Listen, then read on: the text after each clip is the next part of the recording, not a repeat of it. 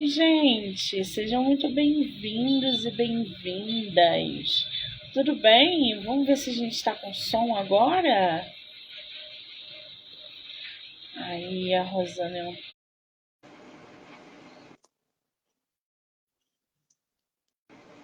Olá. Rosana, querida, tá me ouvindo? Agora sim. Super. Tá me ouvindo? Ai, que delícia! Agora foi. Eu estava com medo de não conseguir falar com você pelo YouTube, pelo Instagram. Eu adoro fazer live por aqui, mas os bugs do Instagram sempre me atrapalharam. Mas que bom que a gente Tudo conseguiu. ótimo. Tudo bem? Passei Seja muito perfume, bem-vinda. toda arrumadinha.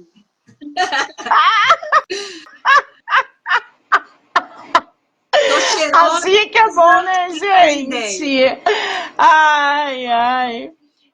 Querida, quero muito te agradecer pelo tempo, pela disponibilidade, dizer que eu estou muito feliz de ter você no meu projeto, para falar de literatura Obrigada e poder divulgar seu pela livro. Obrigada, tá? Eu não sou escritora, eu estou tentando compartilhar um pouco das minhas vivências, mas quem sabe, né? Eu viro uma escritora depois dessa brincadeira toda.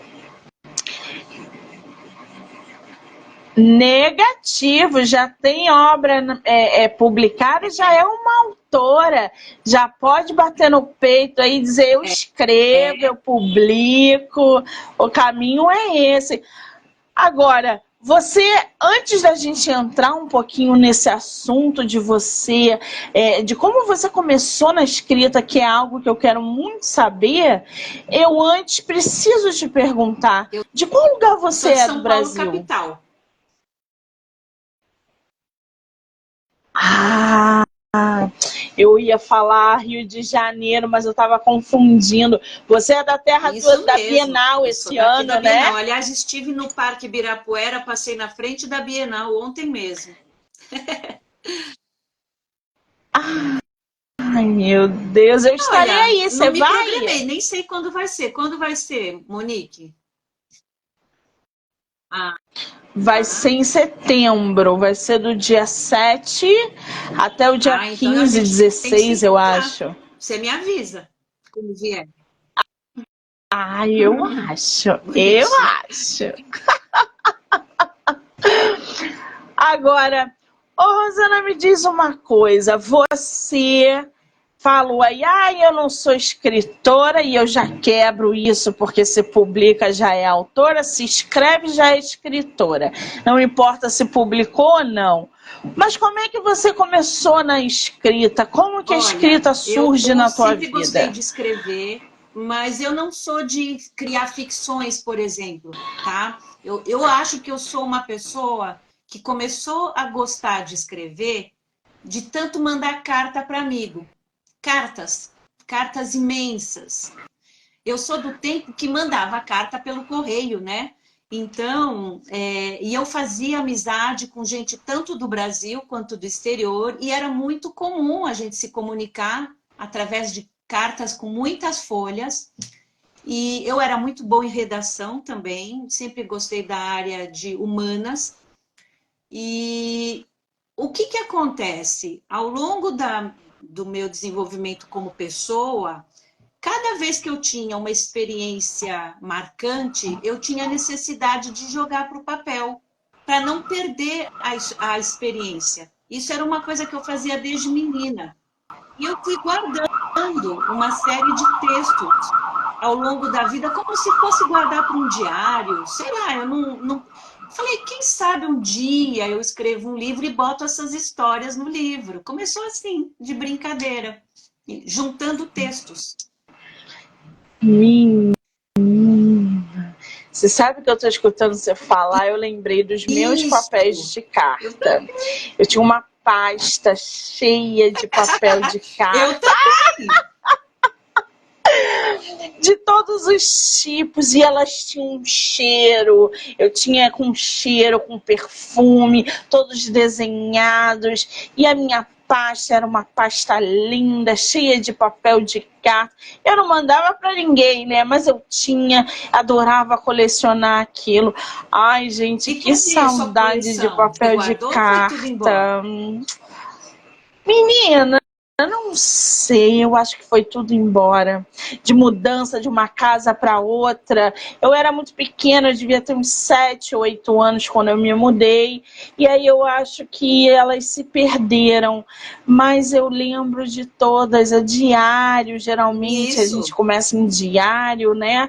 A galera mais para frente, mas não, eu comecei também em papel de carta. Que Mas você maravilha sabe... poder lembrar Hum, disso. A Ana tá. tá falando aqui, só um minuto, Rosana. A Ana tá falando aqui, dia 16. 6 até Legal. 16 a Bienal de São Ótimo. Paulo. Bom, Isso, eu vou obrigada, anotar Ana, um aqui. beijo. Então, Fala, Rosana.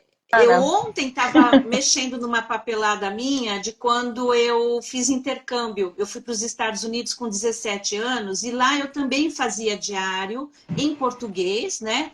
De como eu me sentia com a experiência e tal. Então, eu acho que foi disso, dessa fase de querer jogar para o papel os meus sentimentos, mas não virou diário. Viraram pequenas histórias de momentos ou que eu estava muito triste ou que eu estava muito feliz. Eu queria colocar no papel. E eu fui fazendo isso, fui juntando histórias e eu tive histórias muito loucas ao longo da vida. Eu tenho 60 para 61. E eu vivi histórias que mereceram ir para o papel, entendeu? Sim.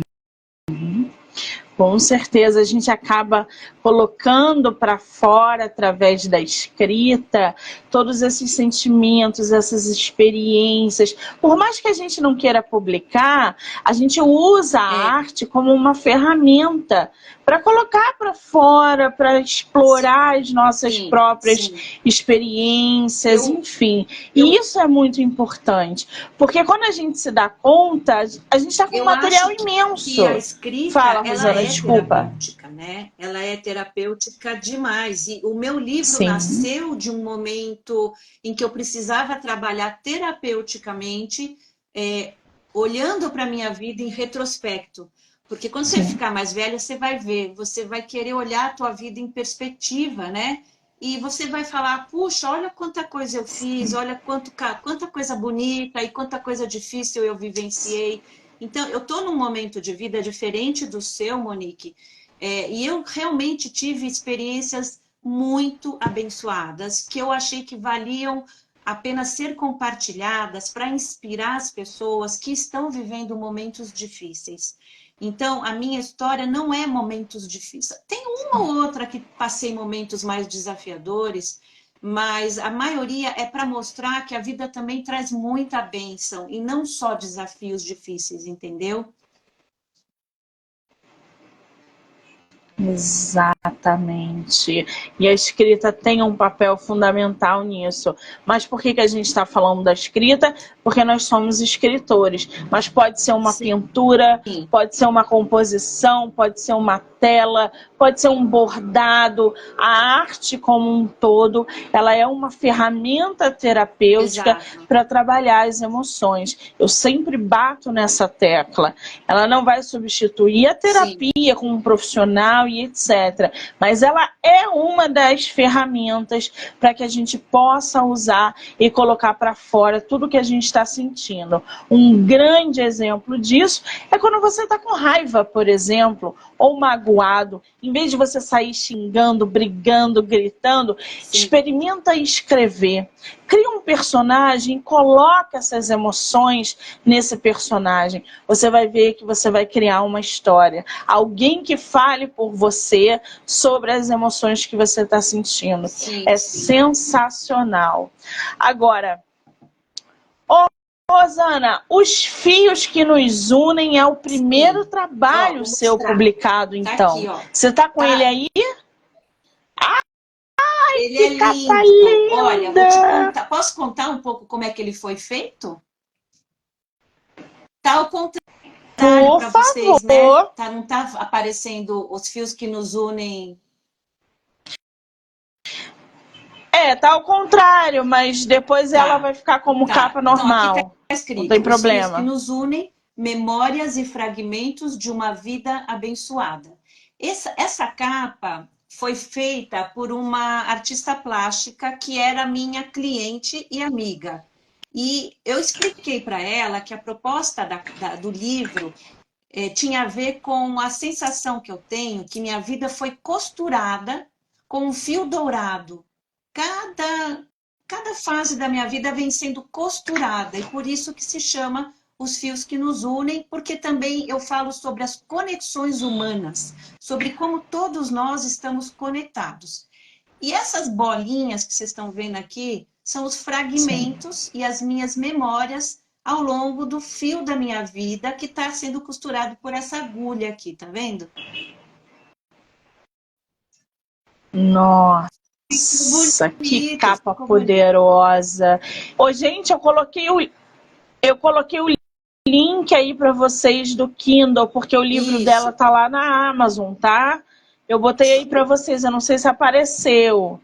Agora, Ô, Rosana, essa capa, né? Você estava explicando para a gente todo o conceito dessa capa, e realmente essa linha, essa costura que você vai fazendo através da tua capa com esses fragmentos, né?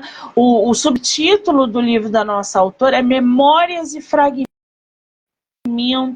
de uma Vida Abençoada. Quer dizer, é muito compatível com o título da obra, é uma mensagem poderosa, e tá aqui, ó, tudo escolhido nessa capa é lindo, até a letra, o formato da letra que eles escolheram. Isso foi editora? Não tem editora. Ou foi independente? Eu fiz tudo sozinha.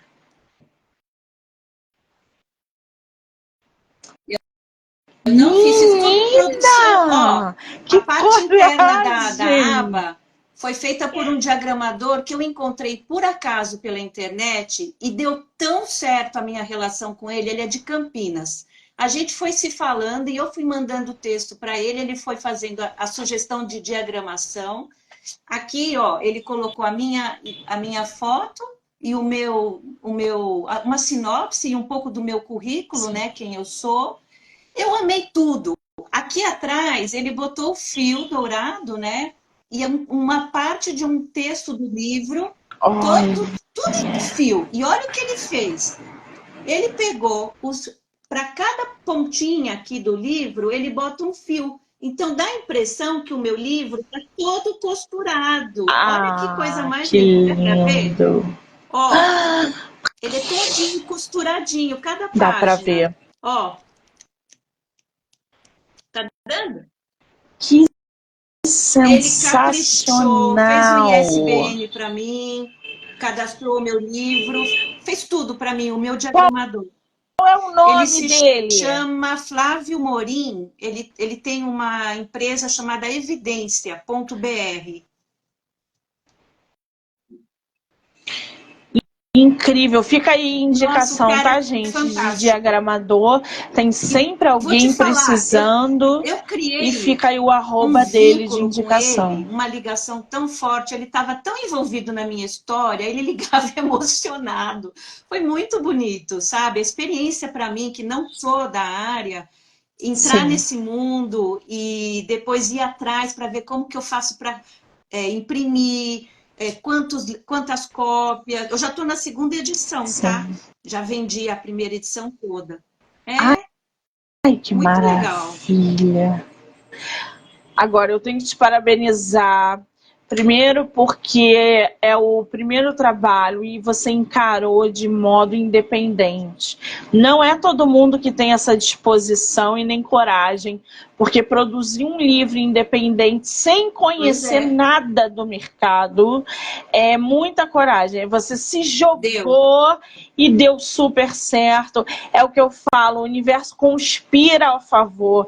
O universo já jogou no teu colo uma pessoa que produziu para você uma capa, uma diagramação belíssimas. Então, assim, você está de parabéns, porque o livro ele está fez a gentileza de revisar o lindíssimo. livro. Eu tive um revisor de texto e eu tive uma assessora, uma jornalista, que trabalha com escrita terapêutica. Ela pegou os meus textos antigos e foi Sim. juntando com os novos para ir fazendo sentido, né? Numa linha do tempo, vamos dizer. Ela me ajudou a criar os títulos de cada texto que eu fiz, ela me ajudou a dividir por capítulo. Então, não vou dizer que eu não tive uma assessoria, eu contratei pessoas que me ajudassem a organizar para ficar de um jeito agradável, Sim. né? Então, é um investimento de tempo, Exatamente. de dinheiro, né? Mas era algo que para mim era muito importante deixar para minha família, para as minhas filhas, para os meus netos, entendeu? Exatamente. As pessoas acham que independente não se gasta nem dinheiro nem tempo. Gente, o investimento é tão alto quanto uma editora. A diferença é que você participa de tudo e o seu é o ponto final. Assim, aqui tá bom, aqui não tá, refaz, não refaz, é muito mais responsabilidade. Mas o livro é seu, Exato. O livro não é de ninguém. Então, investe esse tempo, investe esse dinheiro e você é dona do teu livro, o que é mais legal durante todo esse processo. Fiz Agora, lançamento numa o teu livraria de livro, bairro. você chegou a fazer lançamento físico nele? Estava lotada a livraria. O próprio livreiro falou que há muito tempo ele não fazia um lançamento com tanta gente. Ele vendeu pra caramba. Foi ótimo. Que maravilha. Quando é que foi o lançamento? Em fevereiro de 23, ano passado, em fevereiro de 2023. Já tem um chão aí no mercado, já tem mais de um ano. E aí, você, no peito, na coragem, fez o lançamento. E como é que foi? Você fez um coquetel? Foi uma reunião em livraria? Conta pra gente como é que foi essa experiência. Eu fiz uns lanchinhos com sucos, café. Foi um sábado à tarde, estava chovendo muito. Então, era para ter vindo muito mais gente, mas veio muitos amigos de várias fases da minha vida que eu não via faz tempo para me prestigiar. Nossa, foi emocionante, todo mundo, amigos, colegas de trabalho, gente da escola, de quando eu era garota, porque tem muita gente da minha infância e juventude que está no livro, então eles queriam ver, eu falo o nome deles, eu menciono os meus colegas, então foi muito bonito, uma experiência que eu recomendo. Fazer uma vivência dentro de uma livraria, eu acho que vale muito a pena. E prestigiar as livrarias de bairro, sabe?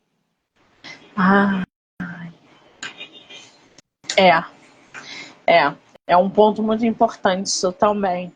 Aqui no Rio a gente tem os sebos, onde a gente faz os lançamentos físicos que bombam, dão visibilidade para os sebos, os bares que se mesclam com literatura, é sensacional, porque sai daquela coisa tradicional de estar dentro, não sei o quê, você atinge inclusive um outro público. Aqui a gente tem um bar que é biblioteca, você está tomando uma cervejinha e aí você olha para o lado, tem uma prateleira imensa de livro, desde Machado de Assis até sei lá o que, entendeu? Aí você fala, eu acho que eu vou ler um capítulo aqui. E aí a galera vai lendo, vai chegando, você faz lançamento. Gente, é maravilhoso fazer lançamento presencial. Realmente foi uma experiência que valeu. Eu não me arrependo de ter feito. E não foi assim um investimento. O investimento alto mesmo é com essa assessoria que eu fiz com a jornalista, que foram 7 meses, quase 9 meses que ela me deu assessoria, e o investimento com a gráfica, né, para fazer a impressão do livro. Sim. A gráfica também acaba sendo um investimento alto, Porque livro, gente, capa, tem que escolher se é brilhosa, se é fosca, tem que vir correto, se mancha, não mancha. Olha só quem vive esse processo editorial, sabe Eu dei como é sorte, árduo o eu dei muita caminho. sorte com a gráfica, Agora, o pessoal foi muito correto comigo, entregou tudo na minha casa, direitinho, não precisei ir até a gráfica retirar, deu tudo que certo. bom. Que maravilha. Primeira vez, hein, O gente? universo, Deu né? tudo O certo na universo. primeira O vez meu dela. Olha que livro maravilha. fala sobre sincronicidades. Então, eu acho que tudo estava realmente conspirando a favor, muita sincronicidade para encontrar o Sim. diagramador, e histórias que eu vivi com o diagramador já vai para o próximo livro, viu? Porque eu vivi muitas histórias interessantes com esse diagramador. Nossa Senhora! Já já a gente vai falar sobre isso. Mas eu quero entender um Sim, pouquinho mais sobre o teu livro. Eu vi aqui que você exato. dividiu ele em 4 É, partes, né? A primeira parte ali do livro da nossa autora, ela vai falar sobre relacionamentos, a base da vida. Na segunda parte, ela já vai para a busca da minha trilha. E na terceira parte, ela vai à arte do cuidar e finaliza com abrindo para o novo de novo. Eu gostei dessa frase. Mas para a gente conhecer um pouquinho mais sobre a obra da nossa autora, ô Rosana, fala um pouquinho para a gente sobre essa primeira parte do teu livro, onde você fala de relacionamentos, a base da vida. O que você traz para os teus leitores eu no falo início da tua sobre obra? esses primeiros fios que aparecem quando a gente nasce, né, tá na Terra, o primeiro fio que conecta a gente com os nossos pais, o fio, o cordão umbilical é o primeiro fio que existe entre nós e nossa mãe, certo? Eu falo um livro inteiro sobre fios e conexões e laços e nós, tudo tem a ver com fios. Então, eu fiz uma metáfora, uma analogia desse primeiro fio que é a nossa conexão com a nossa família, mãe, pai e irmãos. E aí eu começo a resgatar quem foi minha família, qual era a minha relação com os meus pais e os meus irmãos, eu conto um pouco da minha infância, adolescência, e eu uso a metodologia da antroposofia, que é uma linha alemã de Rudolf Steiner. O Rudolf Steiner foi um filósofo, não é todo mundo que conhece. Você já ouviu falar daquela marca Veleda de produtos naturais? Tem Acho que cremes, já, tem óleos, não tudo que sei, a não Veleda, lembro ela agora. está dentro da antroposofia, é uma linha homeopática, mas ela também tem uma filosofia por trás, uma filosofia terapêutica. E eu usei uma metodologia da antroposofia para preparar, para lembrar a minha vida, se chama biográfico. Então, eu usei a linha da vida, comecei falando dos meus relacionamentos com os meus pais, meus irmãos, depois e na antroposofia eu falo que a gente divide a linha da vida do 0 aos 7, dos 7 aos 14 anos, dos 14 aos 21, dos 21 aos 28, 28 a 35 e aí vai. Então, nesse primeiro capítulo, eu vou falar da minha vida do 0 ao 7. Então, do 0 ao 7, com quem que você está vivendo? Com o teu pai, com a tua mãe, com os teus irmãos, certo? Aí eu falo do jardim da infância, Sim. pré-primário, e aí é quando eu entro na escola, aí os fios começam a se conectar com os coleguinhas da escola, vai criando esses primeiros laços você sai da proteção da família e vai para a escola, aí eu começo a falar da adolescência, vou evoluindo até chegar na fase em que eu casei, que foi entre 21 e 28 anos. Eu me casei com 24. Então, eu vou fazendo esses fios, eu vou costurando toda a minha vida do 0 até mais ou menos meus 28, 35 anos. Tá? Contando como que era a minha relação inicial quando eu estava aqui, né? Quando eu vim para a Terra. Então é isso, basicamente. Você sabe que isso me lembrou muito o tal daquela lenda chinesa, né? O Eu fio já ouvi vermelho do falar. destino. Não sei se Já. você já ouviu falar. Que, gente, é o tal do Acaíto, se eu não me engano. É esse fio vermelho do destino, que é uma lenda chinesa, né? Que se espalhou aí pela Ásia há mais de 2000 anos, gente. Então, essa lenda, ela é desse momento do nascimento, que os deuses vão amarrar uma corda vermelha, invisível nos tornozelos dos predestinados, que eles estão ali predestinados a se encontrarem, né? As famosas almas gêmeas. Então, esse fio invisível, né? Ele vai conectando os destinos das pessoas para que elas se conheçam em tempo, em lugar, em circunstância. E esse fio vai levar para a vida inteira. Isso, o teu fio dourado é mais ou menos isso, né? Você vai se conectando através, ou seja, costurando através desse fio. E costurando e alinhando com outros fios no decorrer da minha vida. Então, os capítulos são divididos assim: como é que eu vou costurando as minhas relações através desse fio dourado? E que às vezes dá nó, sim, às vezes fica emaranhada a relação, né? Então eu vou fazendo essa metáfora ou essa analogia aí entre os fios e as relações humanas. Entendeu? Como é que é? A primeira parte é isso. No Em Busca da Minha Trilha, eu já... Agora, o Rosana, não tem como a gente criar... Não, desculpa, fala, pode falar. Você pode continuar. É que cortou aqui. Não, cortou aqui. Pode falar. É que tá tendo um delay na voz, então eu não sei se eu... Mas eu vou continuar. Então, o próximo capítulo, depois que eu falo dessas relações familiares, eu entro na busca do autoconhecimento. Na antroposofia, o autoconhecimento, a vontade de olhar para o mundo e parar de olhar tanto para si, começa com 28 anos em diante. E foi nessa fase que eu comecei a questionar o mundo. Parei de olhar tanto para mim e falar por que eu estou na Terra, o que eu estou fazendo aqui, qual é a minha missão na vida. E aí eu fui em busca de autoconhecimento. Então, Em Busca da Minha Trilha são as várias histórias e experiências que eu fui buscar para me autoconhecer e entender o mundo que me cercava. Aí minha teia ampliou, entendeu? Sim.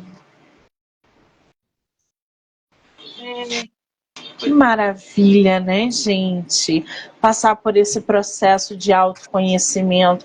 Eu ia falar justamente sobre isso, porque você está trazendo na tua obra coisas muito íntimas, pessoais, relações, coisas dentro do teu dia a dia, família. Você deve ter mexido em muita coisa aí dentro, né? Você deve ter tirado coisas daí de dentro que você talvez tenha esquecido em algum momento. Falou, opa, o que é essa caixinha aqui dentro que eu não lembro o que é isso? E quando você tirou, você falou, meu Deus, eu não lembrava disso.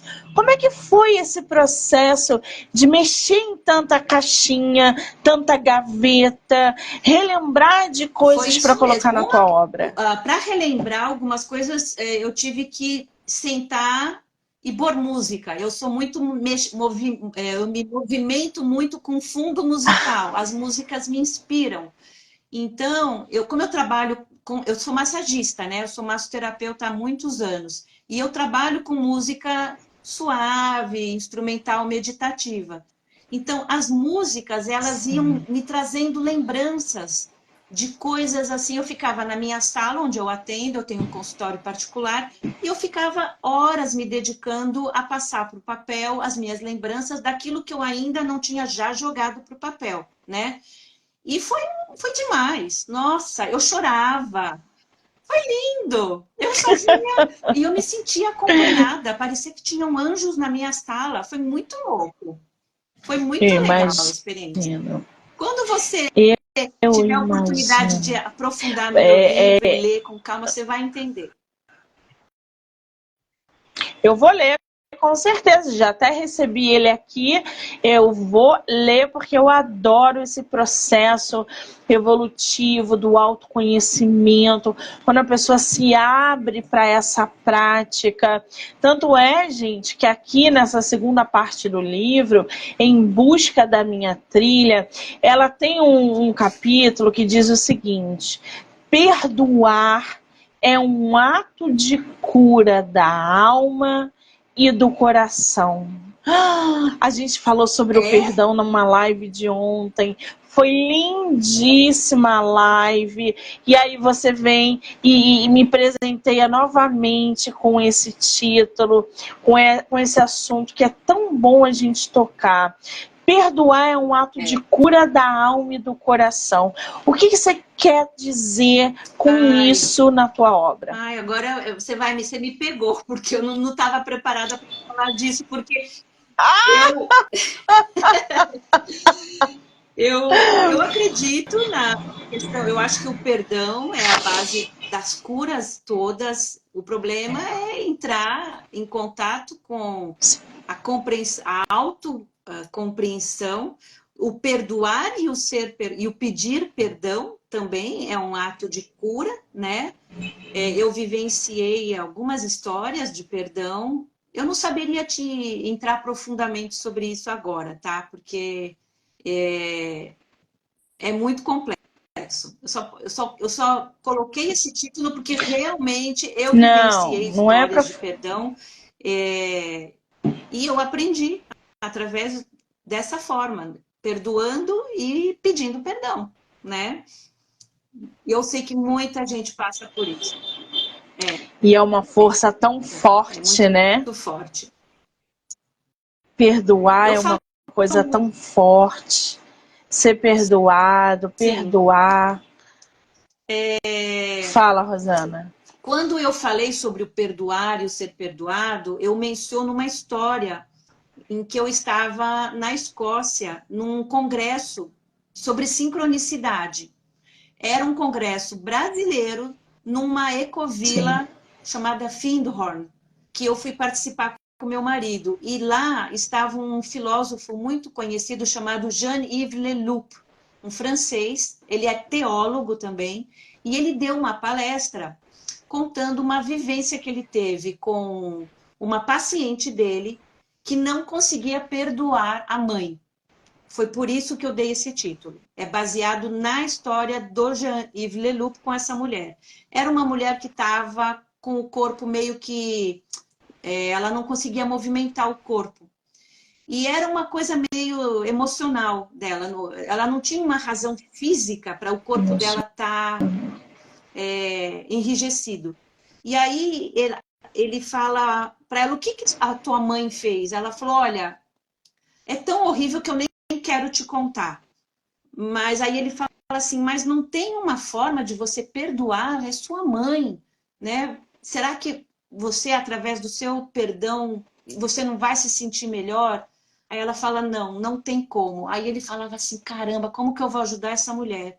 Aí ele uma hora falou assim, ele teve um insight e falou para ela, tudo bem, você não precisa, acho que não, eu me lembro que ela contou o que a mãe tinha feito para ela, ele ouviu e ele falou assim, olha, você tem razão, você não precisa perdoar sua mãe, mas tem um jeito que você pode chegar no perdão através de uma outra pessoa. Ela falou quem? Ela falou, o Cristo em você pode perdoar a sua mãe. Você não precisa, você está isenta, mas o Cristo em você perdoa. Quando eu ouvi aquilo, eu achei assim uma coisa tão maravilhosa. Ele tirou dela a responsabilidade porque era muito pesado o que ela tinha falado e ele fez um trabalho curativo tão incrível nela. Ela arregalou os olhos, começou a chorar e parece que pouco tempo depois dessa conversa que ela teve com ele, ela Nossa. começou a movimentar o corpo novamente. Então, foi a partir dessa experiência que eu ouvi sobre o perdão que me impactou demais, o jeito como ele contou. Eu falava, gente, eu tô aqui num outro país ouvindo um cara francês contar uma história dessa e que para mim fazia tanto sentido, sabe? Eu fiquei muito emocionada na época. Então ele falou, tudo bem, você não precisa perdoar, mas o Gente, Cristo em você perdoa. Como ele é teólogo, né? Ele usa muito a figura de Cristo. Foi lindo, muito bonito. gente, olha como as emoções nos adoecem, né? A ponto do nosso corpo físico não se movimentar. Quando a gente não pratica o perdão, as correntes que nos cercam, que nos prendem, quando a gente não perdoa. Não sei o que houve com essa moça, mas algo Com muito sério certeza. deve ter acontecido. E esse resgate é muito importante. Então, e é uma prática, o perdão é uma É. prática diária. Não, você não acorda um dia, hoje eu vou perdoar todo E é um mundo. Não, isso é uma processo. prática Você tem que ir diária. digerindo Sim, devagarzinho, né? Acontece muito quando as pessoas estão à beira do leito de morte de alguém, e aí o outro não morre porque está esperando ser perdoado. Então, é um processo, né? Eu trabalho com algumas sim, pessoas que estão assim à beira da morte. Eu já estudei exato. muito sobre isso. Eu gosto do tema morte. Eu falo no livro, tem um capítulo sobre a morte que eu menciono e, enfim, o perdão libera a pessoa para ir embora, sabe? Que às vezes a pessoa está presa no corpo e precisa Sim. ser perdoada. Então, eu gosto muito desse tema, é um tema que eu estudo há muitos anos. Que maravilha! Agora, com tanta coisa inserida no teu livro, pessoal, familiar, é cheio de emoção, a gente está vendo aí que cada capítulo vai trazer uma surpresa para gente, né? Ô, Rosana, qual foi aí a parte mais desafiadora de você escrever essa obra? Algum capítulo que você falou assim, nossa, preciso dar uma pausa aqui, respirar, tomar um Ai, vinho, um café, para ver se eu volto a escrever. Isso aconteceu ao longo da aconteceu, porque assim, escrita eu ou falo não? nomes de pessoas da minha família. Os únicos nomes que eu não falo de verdade, eu tive que trocar, são dos meus pacientes, né? Porque tem a sessão sobre o cuidar, que eu considero uma das partes mais bonitas, é a minha experiência cuidando de pessoas, tanto em ambiente hospitalar quanto no meu consultório. É, algumas histórias que eu relembrei na hora que eu escrevi, eu chorei de novo. Eu falei, caramba, realmente eu fui abençoada e tive ajuda invisível, porque não é possível as histórias que eu vivi. Tem uma história, por exemplo, o anjo do aeroporto, que é uma história que eu vivi no aeroporto, voltando de um curso Ah, dos Estados Unidos para o Brasil. Essa história do anjo, parece que eu estou vivendo toda vez a história e eu lembro da voz das pessoas que estavam envolvidas na história, como se elas estivessem aqui. Eu consigo repetir tudo de novo e não foi sonho, eu estava vivendo a experiência. Depois você lê O Anjo do Aeroporto. Tem Um Golpe do Destino, que foi uma vivência que eu tive no Hospital Sírio-Libanês com um paciente em coma, que também foi surreal, o que aconteceu dentro do quarto da UTI. não, mas peraí, Rosana, peraí. Você vai matar todo mundo de curiosidade e não vai explicar uma Ai, meu história pra Deus! gente? Fala Eu só conto. uma Quer que pra eu conte a do gente. Anjo do Aeroporto? É linda, fantástica. Pode Deixa eu dar contar um oi aqui para do uma amiga anjo. minha que é colega Alice. Boa noite, Alice. Seja bem-vinda aqui no grupinho. Então, a história do Anjo do Aeroporto. A Um história do beijo, anjo do Alice. aeroporto foi o seguinte: eu estava voltando de um curso de massagem nos Estados Unidos, uma formação que eu fui fazer de liberação miofascial, e eu estava muito feliz. O curso foi sensacional, fiquei 10 dias fazendo o curso. E eu estava voltando para o Brasil, tinha que fazer uma conexão, e fiquei muitas horas em Atlanta, aguardando meu avião para ir para Miami. E eu cheguei muito cedo no aeroporto, fiquei num saguão enorme, só estava eu basicamente lá. E era uma sala gigante com várias cadeiras. Eu falei, acho que eu vou comprar um café no Starbucks. Comprei um café, comprei uma revista e fiquei folheando, sentada no saguão até a hora do meu voo. De repente, apareceu uma mulher, sentou do meu lado e tinha um monte de cadeiras vazias, tá? O saguão estava vazio, não era a hora do voo. Presta atenção, olha o que aconteceu. Sentou uma mulher do meu lado, uma senhora negra, americana, né? Tava lá, eu olhei para ela, falei boa noite, boa tarde, não lembro. E aí eu olhei um senhor que estava mexendo no lixo, catando coisa no lixo, um outro senhor negro. Ele estava lá fuçando, mas ele estava tipo assim, a uns 20, 30 metros de distância. De repente, do nada, aquele homem aparece na minha frente, eu estava sentada e a mulher aqui. O homem olha para mim e fala assim, a sua carteira está embaixo da cadeira. Falei, da onde que apareceu tão rápido esse homem? Aí eu peguei, olhei para baixo. Quantos segundos leva para você abaixar e ver a carteira e pegar? 2, 3, 4 segundos, né? Aí eu falei, caramba, pensei, né? Minha carteira tá aqui embaixo mesmo. Peguei a carteira e o tempo que eu levantei com a carteira para falar obrigado pro homem, agradecer que ele me avisou, ele tinha sumido. E daria para eu ver ele andando, porque era um saguão enorme, não tinha ninguém lá, era eu, a mulher e ele. Aí eu falei para a mulher assim, cadê o cara? Em inglês, tá? Tudo em inglês. Where is he? Aí ela falou, I don't know, he disappeared. Aí, eu não sei, ele sumiu. Aí eu falei, meu, cadê o homem que falou da carteira? Aí ela disse, you saw an angel. Você viu um anjo. Aí eu olhei para ele e fiz com o dedo assim, você também. Você viu, você estava do meu lado, cadê ele? E ela falou, ai, foi muito louco. Eu falo, eu fico toda arrepiada. Eu estou mostrando aqui. Toda vez. Eu tô toda arrepiada. O homem sumiu. Se ele era um homem comum, que mexe no lixo para procurar coisas de valor no aeroporto, por que ele esperou? Por que ele não esperou eu ir embora e foi lá e pegou minha carteira com dólar, com passaporte, com meu... Tudo, estava tudo naquela carteira que ele me avisou. Então, para mim, ele foi um anjo. Porque eu não pedi ajuda, eu não vi a carteira cair, nada. Ele apareceu do nada e falou, tua carteira está embaixo da cadeira. Então, assim, e eu conto essa história, todo o episódio, de uma maneira, assim, emocionante. Então, você sente, a hora que eu estou contando, do jeito que eu estou contando aqui essa emoção, eu consigo passar em palavra. Ficou muito bonito. Foi. Gente, que loucura muito isso, né? Legal. Ela contando, a gente se arrepia. Essa é uma das histórias que estão aí em Os Fios que Nos Unem. Mostra de novo a capa do teu livro, Rosana, por favor. Eu coloquei para vocês nos comentários o link do livro lá no site da Amazon. Vou botar aí de novo, ver se o link aparece aí para vocês, tá? Aqui tá aparecendo. Que aqui para mim não aparece.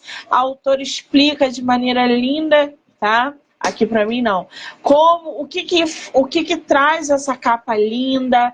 Ela fala como que foi esse processo, né, de divisão do livro, do autoconhecimento, do início da vida, ou como esse fio dourado vai ali costurando a vida dela com Sim. outras pessoas e como tudo vai caminhando ao redor do trabalho, da família, dos amores, das experiências, entre outras coisas. Agora, Rosana, me diz uma coisa. Quando você finalizou esse livro, qual foi a maior lição que você tirou de tudo que você escreveu nessa obra? A lição foi de que valeu a pena todo o investimento de tempo e dinheiro, de que a minha vida é sensacional, que eu sou uma pessoa realmente abençoada. Quando eu vejo o que está ao meu redor, eu me sinto uma pessoa muito agradecida aos meus pais e a todas as pessoas que passaram pela minha trajetória até aqui. Só que foi interessante, quando terminou o livro e teve o lançamento, eu fiquei com uma sensação de que minha vida ia acabar, como se minha missão na Terra tinha terminado. Foi muito esquisito, sabe? Foi muito estranho. Falei, pronto, já plantei árvore, já tive filho e já escrevi livro. Eu achei que eu já podia morrer. Foi tão louco. Não, pelo amor de Deus. Essa sensação que você está descrevendo acontece É, com a gente que escreve e finaliza uma história.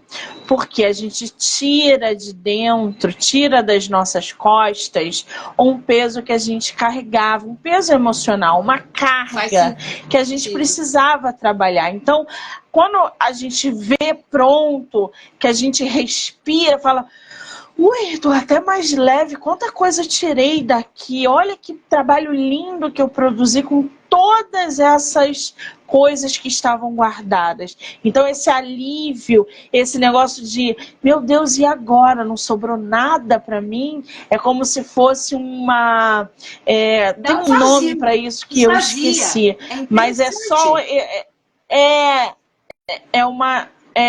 Exatamente. Daqui a pouco você vai se sentir novamente cheia de outras coisas e vai começar a escrever. E aí esse vazio vai voltar Sim, quando ele se materializar. E é um ciclo, é um processo. é. Um livro atrás do outro. Deixa eu ver aqui. A Ami tá falando, dá para sentir a alegria dela quando fala. O amor que tem pelo próprio livro, Eu isso sinto é isso lindo, é mesmo. É como um filho, né? verdade. É como um Muito filho. Ele bem. levou 9 meses É, para ser feito, gente. 9. exato. 9 meses, Literalmente. literalmente um filho.